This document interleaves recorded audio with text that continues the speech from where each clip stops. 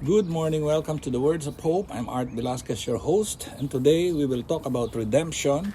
And in the book of Isaiah, chapter 41, verse 14 says, "Fear not thou worm Jacob, and you men of Israel. I will help thee, saith the Lord, and thy Redeemer, the Holy One of Israel." Exodus is the oldest account in history of emancipation efforts, and interestingly, it is God who is undertaking the task. God says to Israel, as they are under Egyptian rule, "I will redeem you."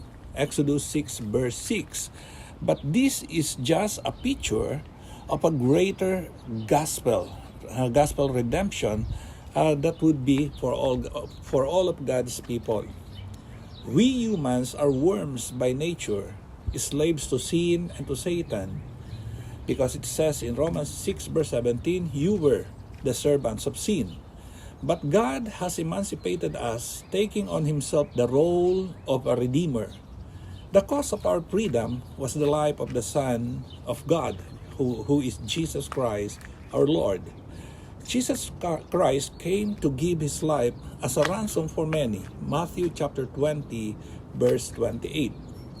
What an amazing condensation for God himself to redeem a enslaved people by giving his own Son on their behalf.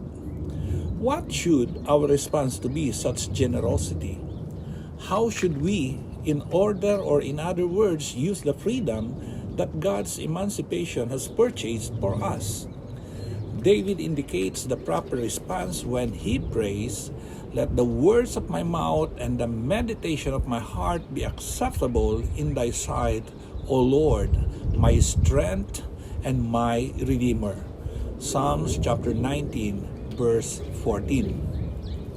A desire to please our Redeemer is only appropriate. The psalmist also writes, "Let the redeemed of the Lord say so."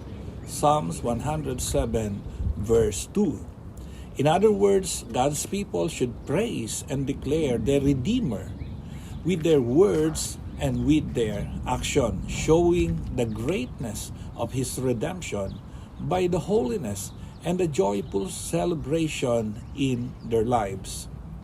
The question is, have you been redeemed by the Lord? Have you said so with your words and with your action? So there you have it, brethren and dear followers. If you are redeemed by the Lord, it must be seen in your words and in your action. Christianity is not a religion. It's not just a religion. It is a lifestyle. You have to show your faith by the words and the works and the life that you live. God bless you until next time. God bless you. Shalom.